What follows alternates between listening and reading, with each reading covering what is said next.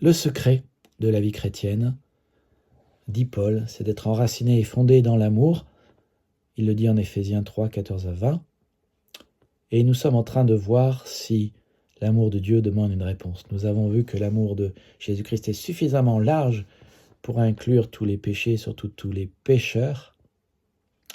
Nous avons vu que l'amour de Christ est suffisamment long pour durer éternellement. L'amour de Dieu est suffisamment profond pour répondre à vos besoins les plus profonds et suffisamment haut pour être plus grand que tous les défis que vous avez. Et nous avons vu que, oui, ça vaut la peine de répondre à l'amour de Dieu et d'être abreuvé de l'amour de Dieu. Alors, j'espère que vous avez déjà accepté l'amour de Dieu.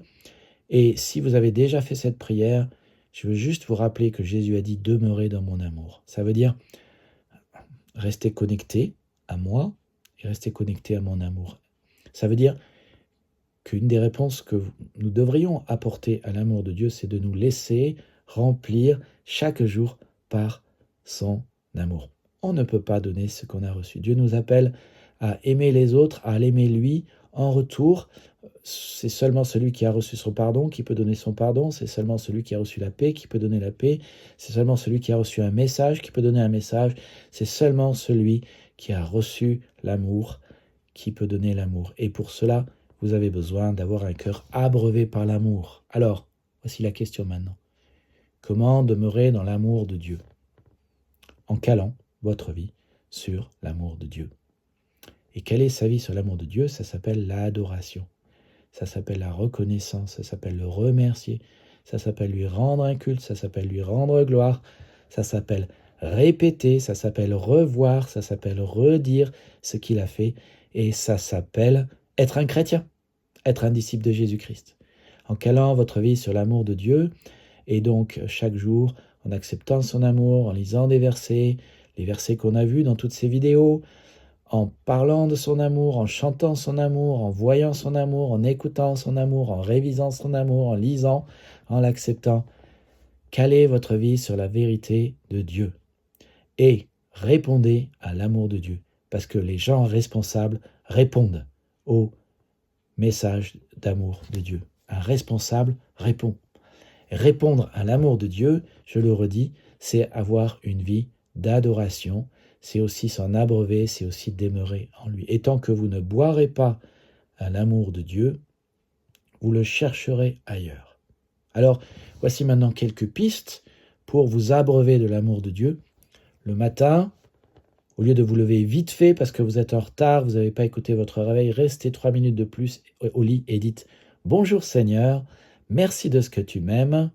Permets qu'aujourd'hui je puisse grandir dans l'amour que tu as pour moi et que je puisse vraiment en profiter. » Rien d'autre. Et si cette journée sert à quelque chose, qu'elle serve uniquement à cela.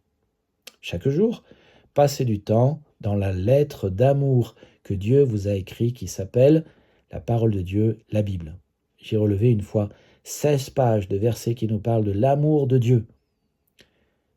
Regardez tous les versets, allez sur bible.com, sur la Bible en français courant ou la Bible Louis II, tapez le mot amour et regardez tous les versets qui parlent de l'amour.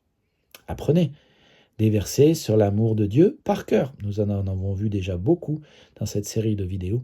Écoutez des chants de louange et d'adoration, parce que la louange et l'adoration souvent se consacrent à l'amour de Dieu et à beaucoup de chants qui parlent de l'amour de Dieu. Et puis, allez dans un groupe de maison, allez dans une petite église, allez dans une cellule.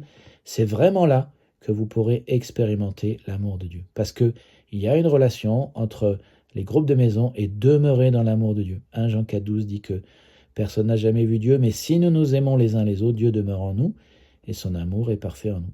Donc, si vous allez dans un petit groupe, vous pourrez apprendre à connaître les autres.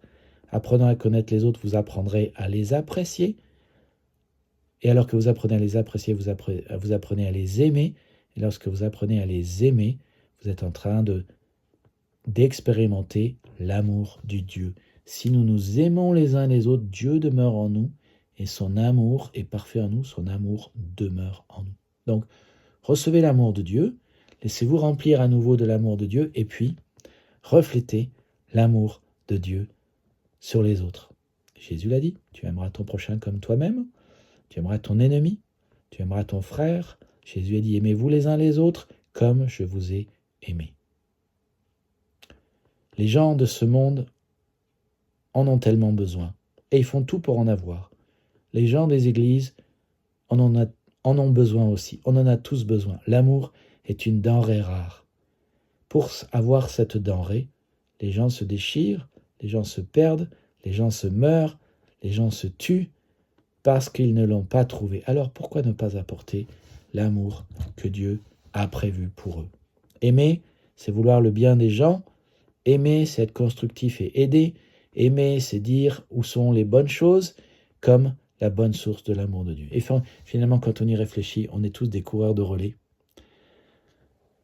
Cette vidéo va s'arrêter. Ayez en tête que vous ayez un bâton dans la main et que vous allez courir 100 mètres ou 400 mètres et qu'au bout de ces 400 mètres, vous allez donner ce bâton.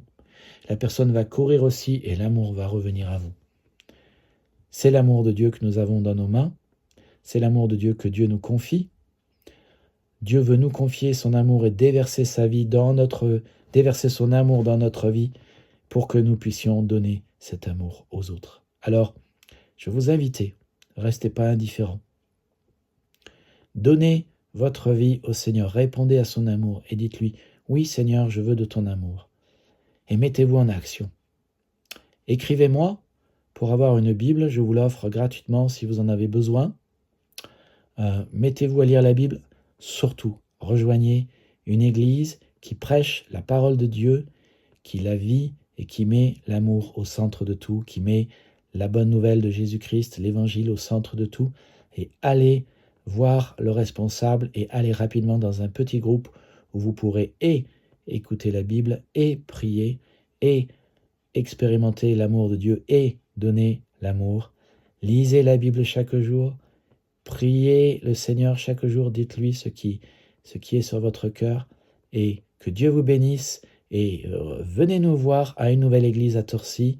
Nous sommes au parking de l'allée Nicéphore-Niepce. Que Dieu vous bénisse et à bientôt.